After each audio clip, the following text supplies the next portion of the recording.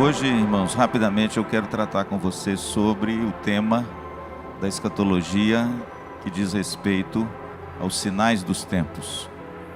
Quero tentar responder a 4 questões importantes sobre os sinais dos tempos.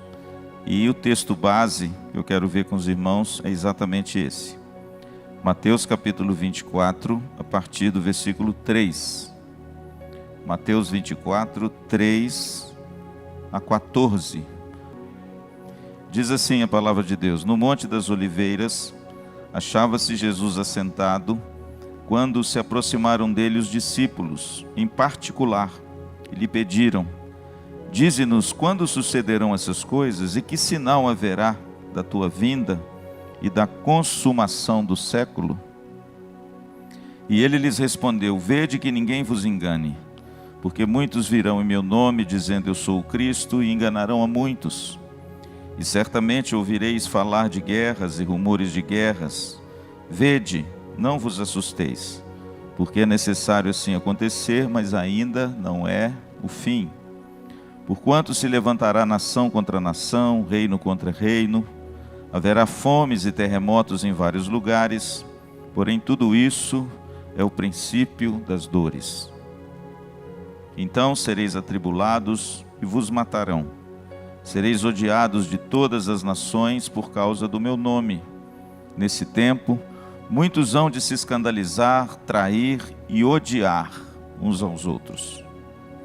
E levantar-se-ão muitos falsos profetas e enganarão a muitos. E por se multiplicar a iniquidade, o amor se esfriará de quase todos.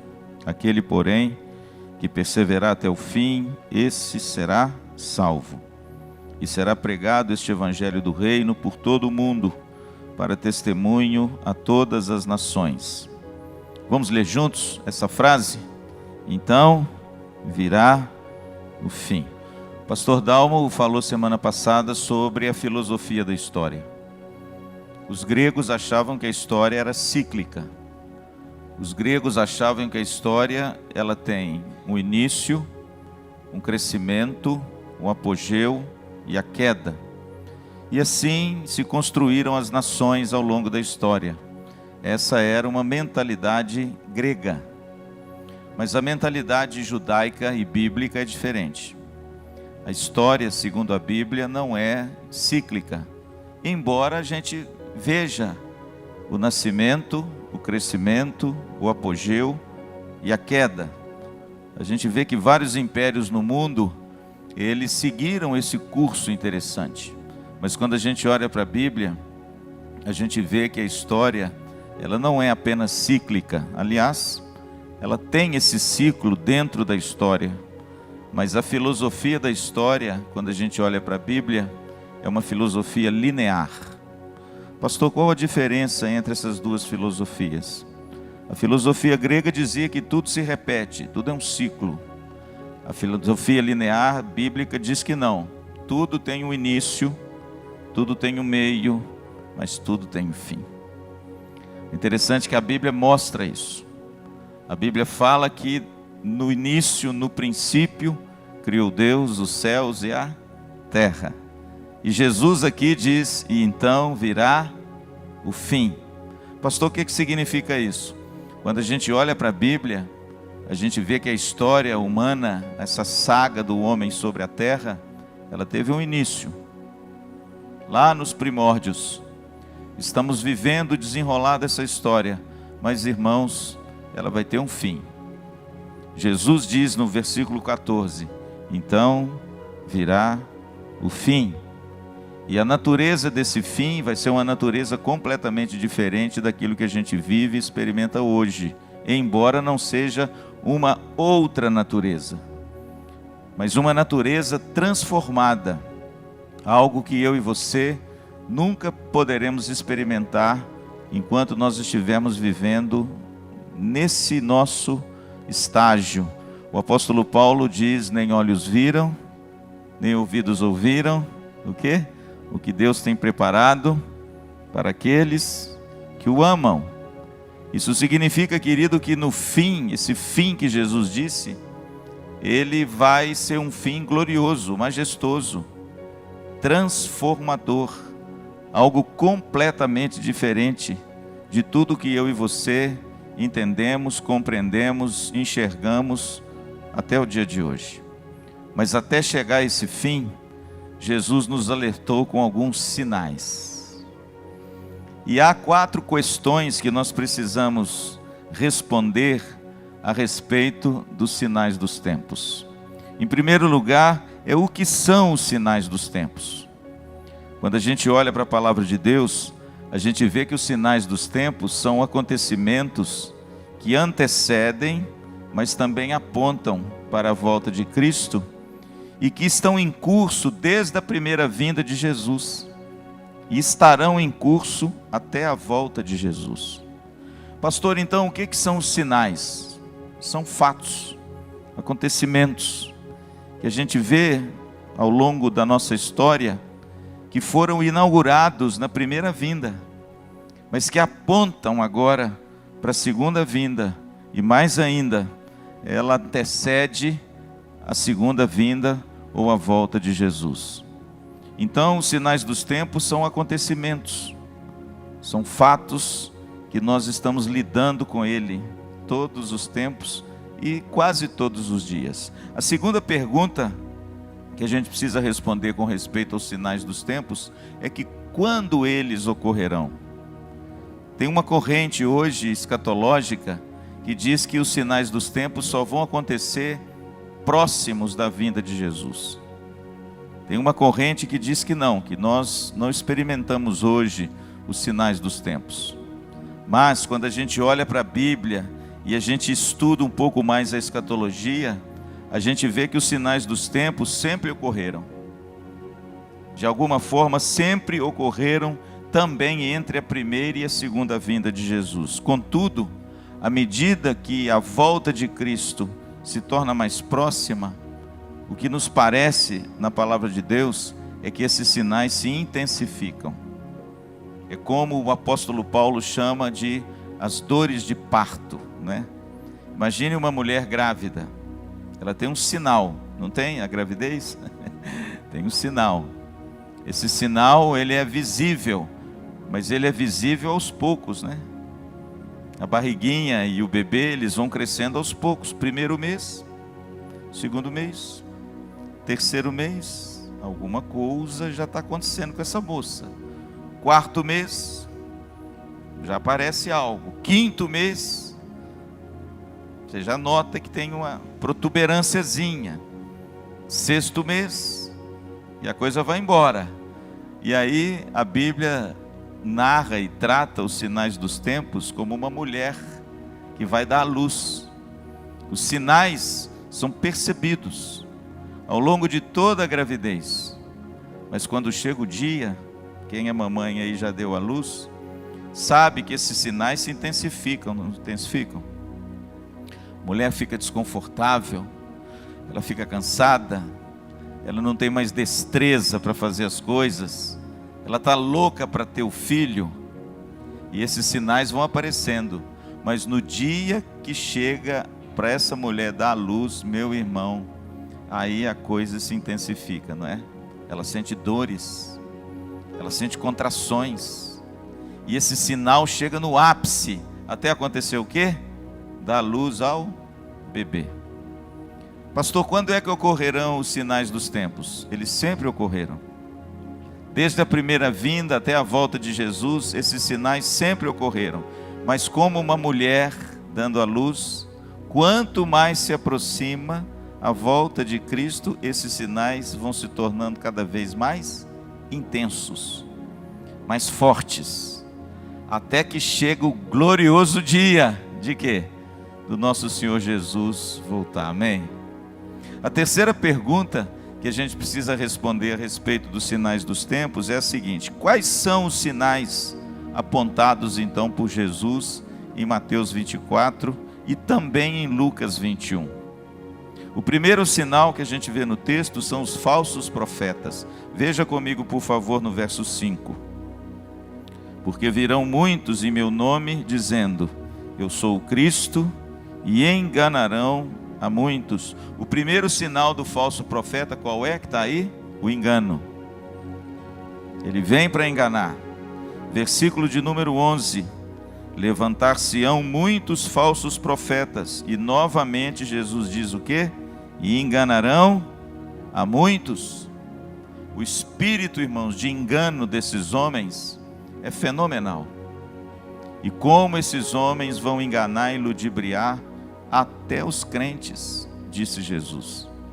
Tem muita gente que vai ouvir a sua voz e vai ser enganado e ludibriado por esses falsos profetas. Olha o que diz o verso 24 sobre eles.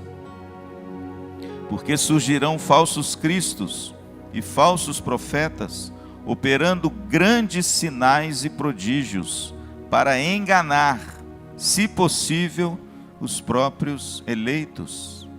Pastor, mas aqui está falando de grandes sinais, de grandes prodígios. É verdade, irmãos. Você não sabe o que esse tipo de gente é capaz de fazer. E o texto diz que se nós não tivermos muito bem alicerçados na palavra de Deus, Jesus diz que eles vão enganar talvez até os crentes. E eles vão ser seduzidos por esses homens. E eles vão abandonar a verdade, como diz Paulo a Timóteo, na sua segunda carta no capítulo 4, e vão começar a seguir as pessoas que falam as coisas que eles querem ouvir, como quem tem coceira nos ouvidos. Jesus já falou sobre eles.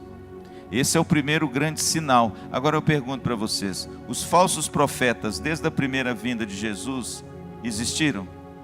Sempre existiram.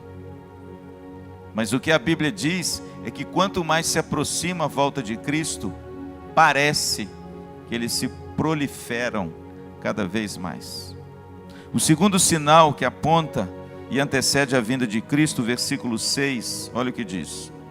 E certamente ouvireis falar de guerras e rumores de guerras. Vede, não vos assusteis, porque é necessário assim acontecer, mas ainda não é o fim.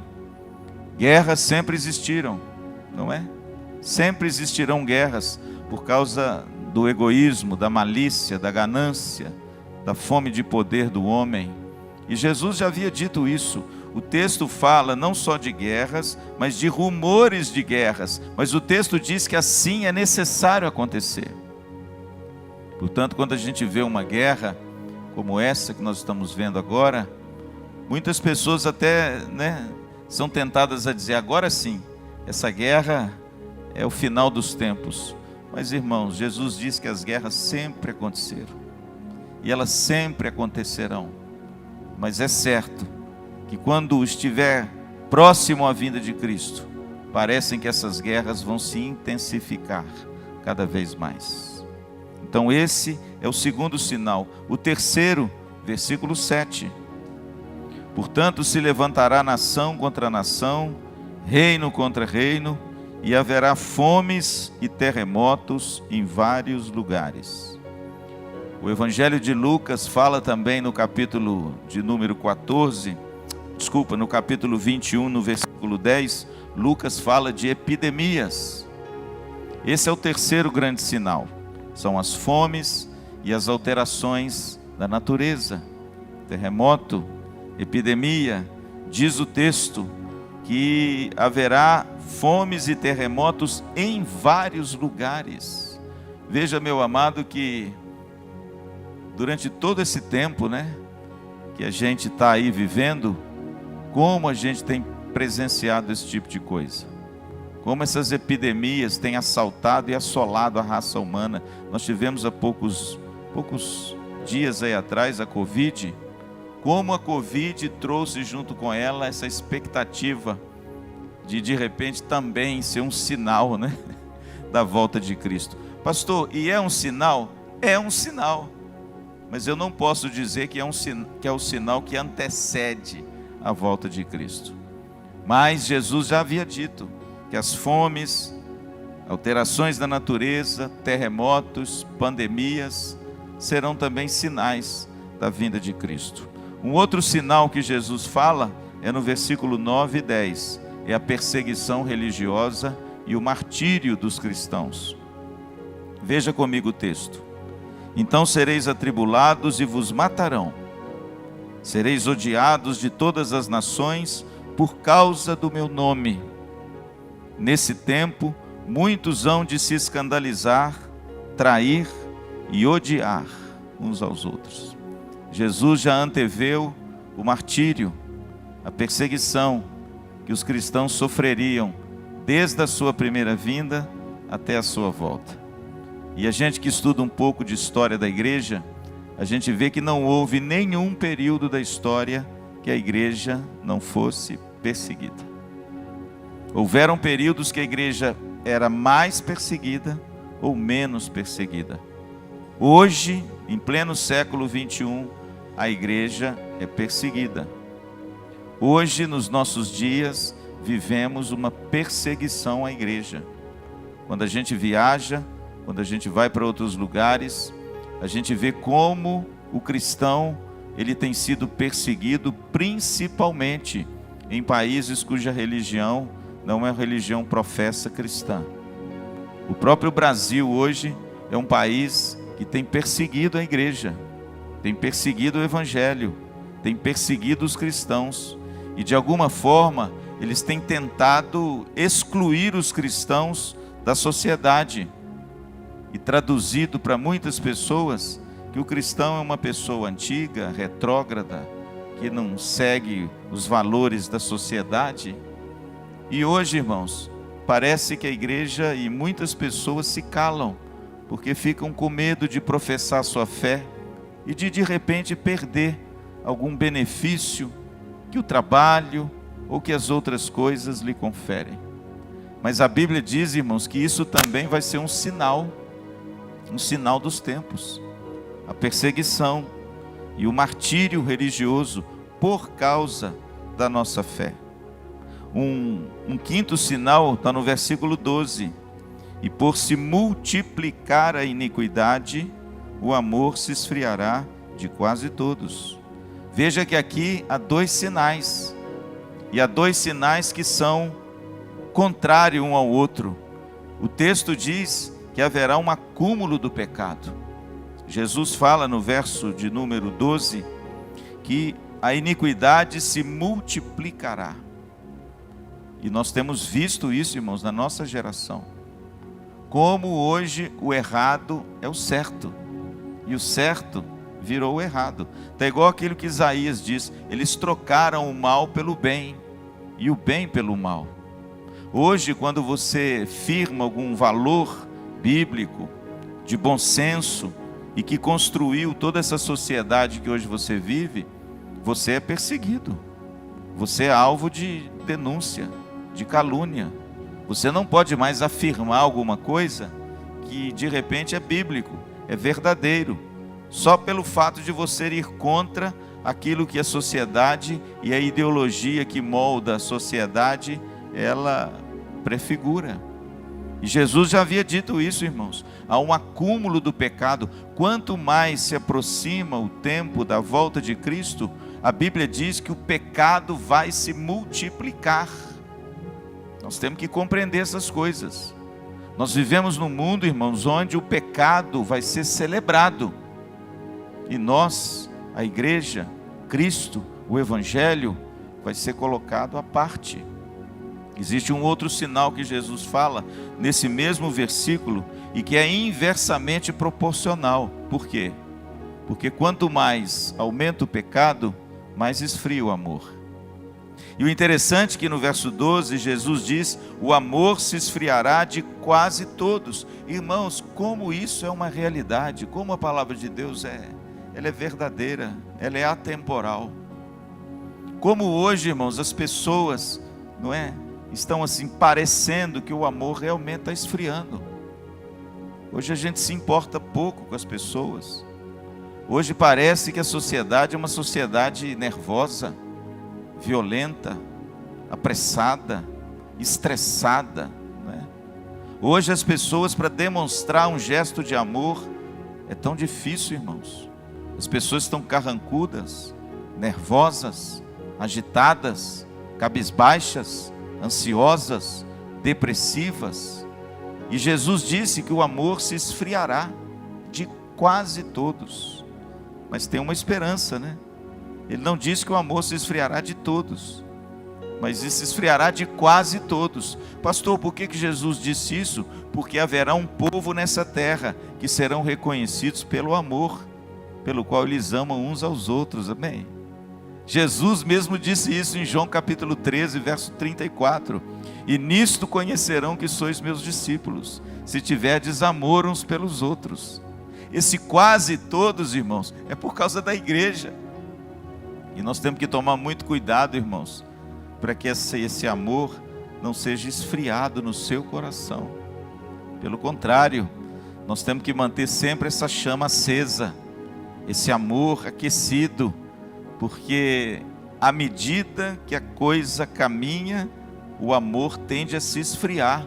Por quê, pastor? Porque o pecado tende a aumentar. São dois sinais. E por fim, irmãos, o último sinal, versículo 14. E será pregado este evangelho do reino por todo o mundo, para testemunho a todas as nações, então virá o fim. É isso mesmo, a pregação do evangelho é um grande sinal que aponta para a volta de Jesus. É um grande sinal que antecede a volta de Jesus. Durante esse período entre a primeira vinda e a segunda vinda, qual é a missão da igreja?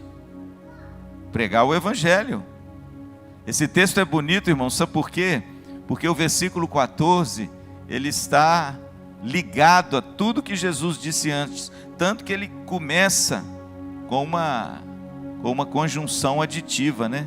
E será pregado esse evangelho. Pastor, o que Jesus está querendo dizer? Olha só, enquanto houver falsos profetas, fome, pandemia, terremoto, enquanto houverem o pecado se multiplicar, enquanto esse amor se esfriar, enquanto essa iniquidade que a gente vê se multiplicar, enquanto tudo isso estiver acontecendo, prega o evangelho. Prega o evangelho. É por isso, irmãos, que a igreja, ela não pode esperar um momento confortável para pregar o evangelho. Jesus diz que então, durante tudo isso que estiver acontecendo, será pregado o evangelho. Durante as guerras, prega o evangelho. Durante a perseguição, prega o evangelho. Vejam as pandemias, prega o evangelho. A igreja não pode, irmãos, se sentir acuada, e muito menos a igreja se sentir assim, desprotegida, porque está enfrentando essas lutas. Enquanto isso, pregamos o evangelho. Se você olhar aí para esses sinais que eu elenquei, você vai ver que são 7 sinais. Interessante. Jesus deixou para nós 7 sinais que vão anteceder e apontar para a volta dele. Mas eu acho que a grande mensagem desse texto não é você conhecer os sinais, não é você reconhecer que eles estão aí, não é você de repente compreender que Jesus já nos alertou, e isso não pode de repente nos pegar desprevenidos, mas qual deve ser a nossa reação diante desses sinais?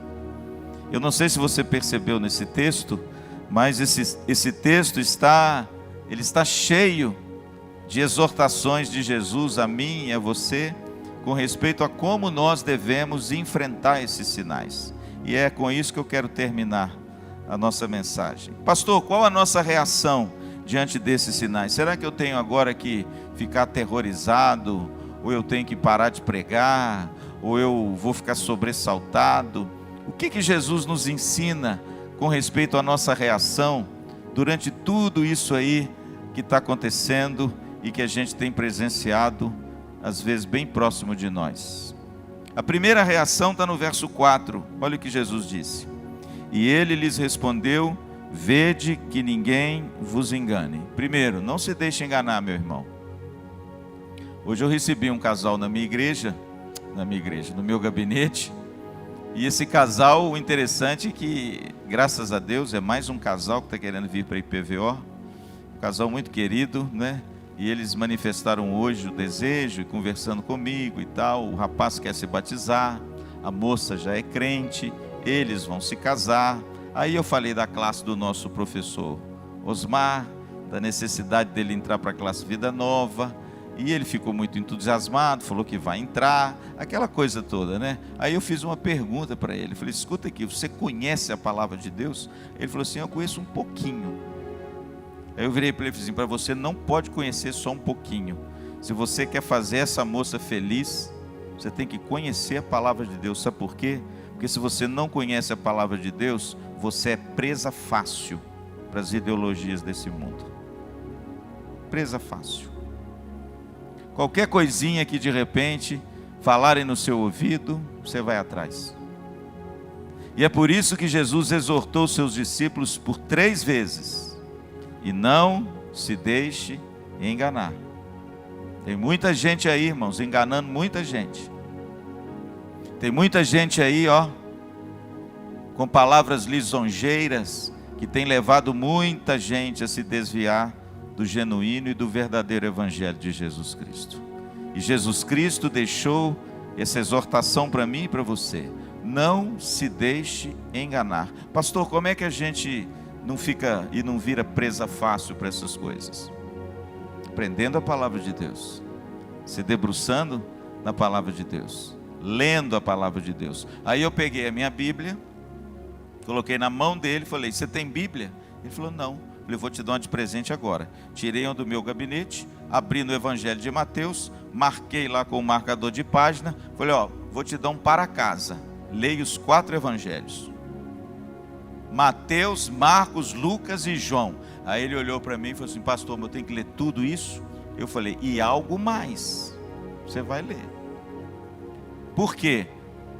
Eu falei, porque você precisa conhecer o homem mais fascinante, o personagem mais enriquecedor e a pessoa bendita que pode salvar a sua vida e fazer você um homem de Deus. Você precisa conhecer Jesus. E não tem jeito de conhecer Jesus sem ler os evangelhos. Então, meu querido, não se deixe enganar.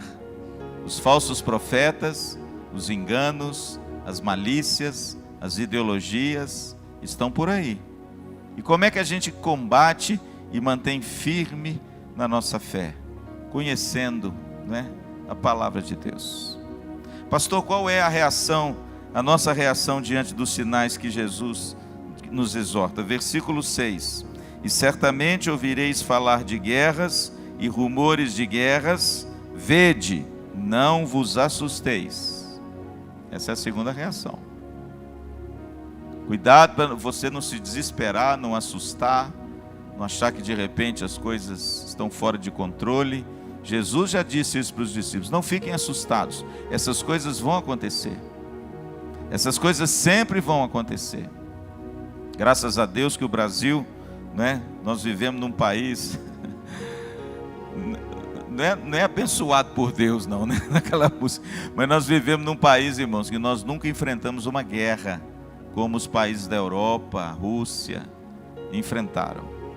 Se você, por exemplo, hoje visita qualquer cidade da Europa, você vai ver que quase toda a casa da Europa, uma coisa estranha, quase toda a casa da Europa tem um bunker, um porão. E nesse porão, eles têm um ar-condicionado muito bem feito. E sabe o que eles guardam lá nesse porão? Trancado a 7 chaves? Alimento. Mas é muito. É uma coisa impressionante, irmãos. Você desce uma escada, eles abrem uma porta, parece que tem um bunker de guerra, cheio de prateleiras, e lá, irmãos, parece um supermercado. Aí você pergunta para eles assim, mas o que é isso? Por que vocês guardam essa quantidade de comida? Ele, sabe qual a resposta? Pode ser que tenha uma guerra, e nós já estamos preparados para ela, porque com a guerra vem a fome. Irmãos, no Brasil nós não temos isso não, né? Você tem um porão lá na sua casa com ar-condicionado lotado de comida? Tem, Alex? Tem nada, né? Nem na prateleira lá do primeiro andar está lotado de comida. Tem nego aí vendendo almoço para jantar. Mas o que eu estou querendo dizer, irmãos, que a nossa cultura no Brasil não é uma cultura de guerra. A gente não tem aqui as agruras, os perigos e os traumas de um país que enfrentou guerra, teve a sua cidade destruída, sua família devastada, pessoas mortas por causa de soldados e de bombas, como a gente vê hoje no Oriente Médio, em muitas cidades que outrora eram lindas, hoje são cidades devastadas, cidades na Síria, Beirute, não é? No Líbano. Hoje, irmãos, vocês vão nessas cidades, você vê bairros inteiros completamente destruídos pela guerra. Pastor, o que Jesus diz com respeito a isso? Não vos assusteis. Não fique alarmado, não fique assustado. Essas coisas vão acontecer. E nós, como povo de Deus, não podemos ser tomados de surpresa. Jesus já nos avisou. Haverão guerras. Então, querido, não se assuste. Ore, esteja firme e sempre abundante na obra do Senhor. Amém? Qual a terceira reação que Jesus espera de nós? Verso 10. Nesse tempo, muitos hão de se escandalizar, trair e odiar uns aos outros. Pastor, qual a terceira reação que Jesus quer que a gente tome cuidado quando os sinais de repente se intensificarem? A terceira reação é: cuidado para você não se escandalizar com isso. A palavra escândalo significa tropeço. Cuidado para que quando você vê essas coisas, você deixe que a sua fé se esmoreça. Você abandone o seu primeiro amor. Não permita que esses acontecimentos endureçam o seu coração. E você se escandalize com o Evangelho por causa desses acontecimentos. Será que você já ouviu de alguém aquela pergunta assim: mas se Deus é bom, por que Ele permite essas coisas acontecer? Já ouviu essa pergunta? Se Deus é tão bom, por que essas coisas acontecem? E muitas pessoas, irmãos, vendo as tragédias, o coração fica endurecido, porque não consegue conviver com essas coisas e uma boa teologia bíblica, para compreender que a saga, a história humana, ela é eivada dessas coisas, e muito dessas coisas é fruto do pecado, da malícia, do poder, do amor ao dinheiro, e que na realidade, irmãos, foi o homem mesmo que perpetuou essas coisas. Portanto, meu irmão, Jesus disse assim: olha, tome cuidado para que essas coisas não venham fazer você tropeçar na fé.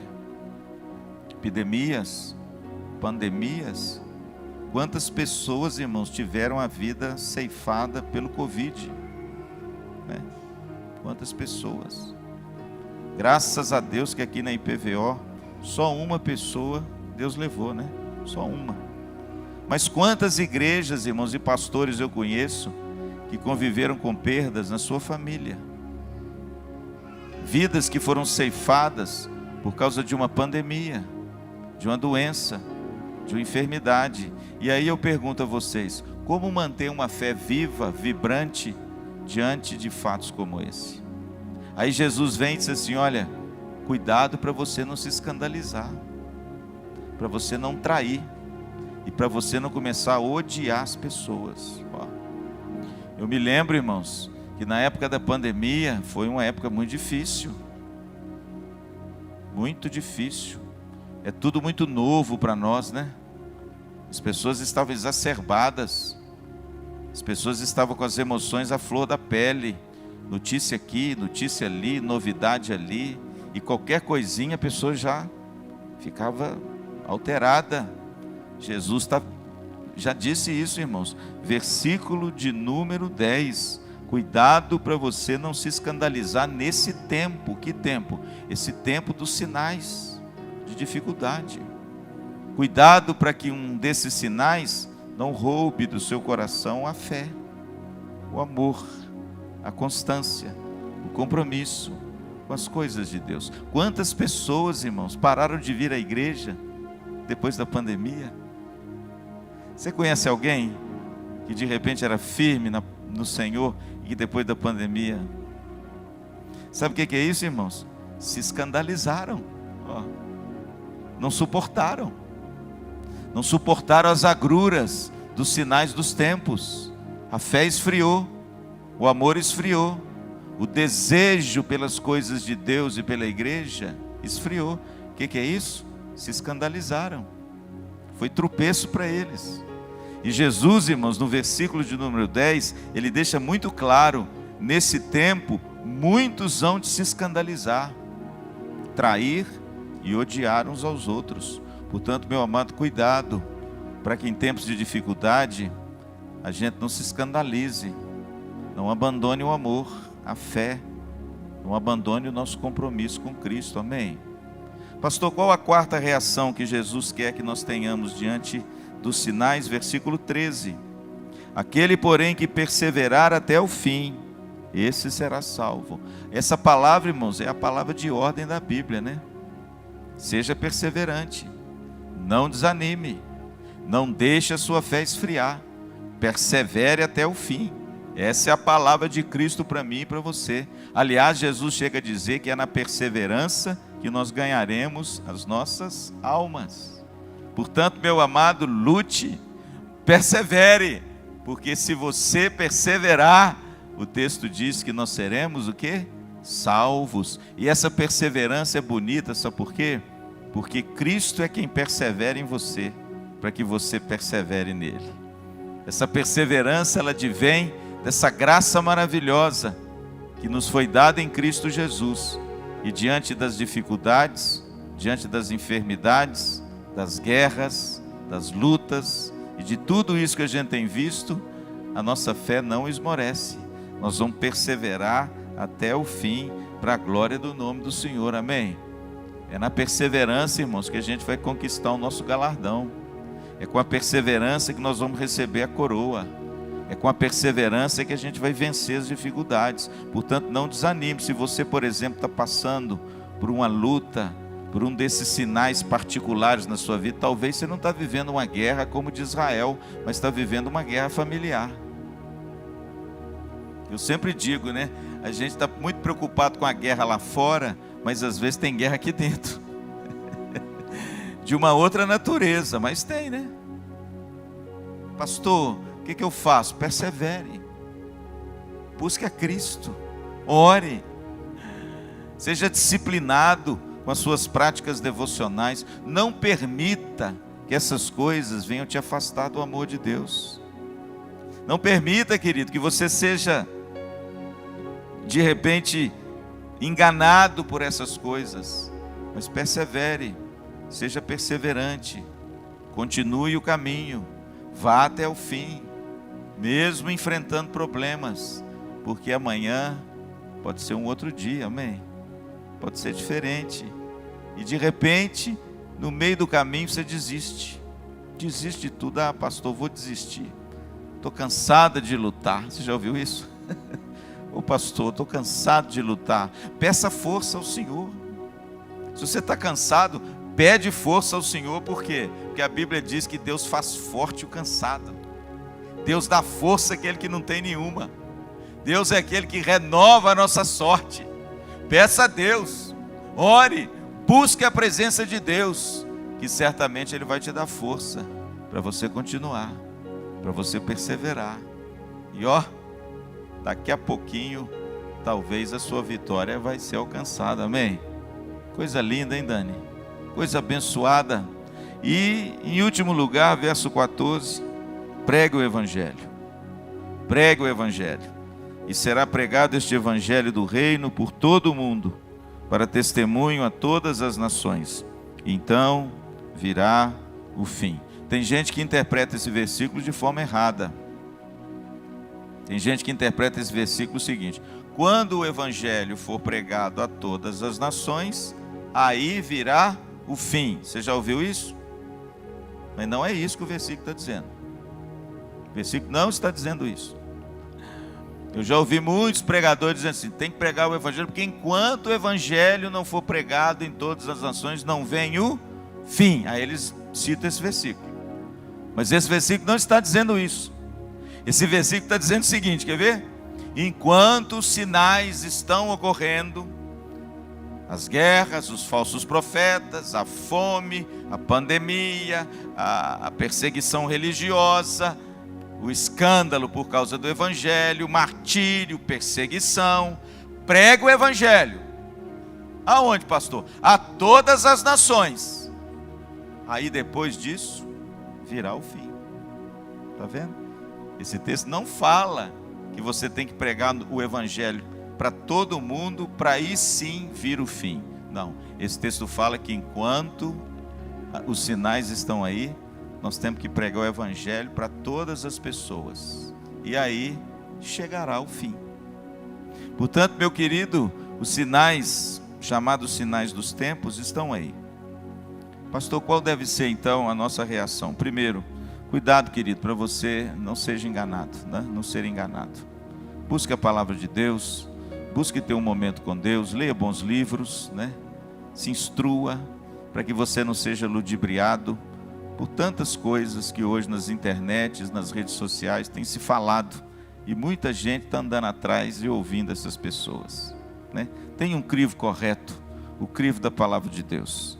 Nós temos aí pastores, nós temos aí irmãos que conhecem a palavra de Deus. Cuidado para você não se deixar enganar com tantas coisas equivocadas que têm sido pregado hoje. Segundo, não se assuste, tá bom? Talvez a guerra de Israel pode se intensificar, mas não se assuste. Jesus já nos avisou que essas coisas vão ocorrer. Isso não pode trazer ansiedade e terror para nós. Terceiro, cuidado para que essas coisas não roubem a sua fé, não roubem a sua semente, não tire de você o brilho, o amor, o gozo, o zelo pelas coisas de Deus. Não permita que o seu sofrimento pessoal te afaste de Cristo. Há um livro muito bonito de um polonês que foi preso num dos campos de concentração de Hitler. Ele era um judeu polonês, e ele diz o seguinte: olha, o sofrimento ele pode ser um fosso ou uma ponte. O sofrimento é um fosso quando você se afunda nele e perde o contato com tudo e com todos, inclusive com Deus. Mas ele diz que o sofrimento também pode ser uma ponte para levar você a mãos mais competentes e a depender exclusivamente de Deus. Portanto, querido, não deixe que as lutas, as guerras pessoais, os sofrimentos, os problemas da vida separe você do amor de Cristo.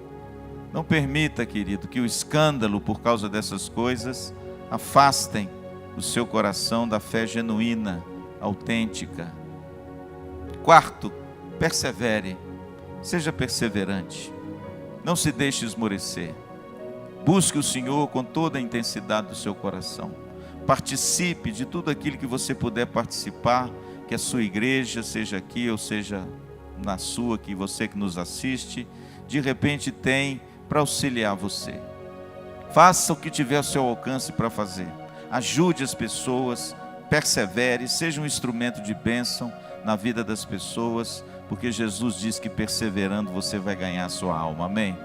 Não se deixe esmorecer, não se deixe desanimar, persevere, porque talvez a sua vitória possa estar ali pertinho de você, para a glória de Deus. E finalmente, diante de tudo isso, não deixe de falar do amor de Deus.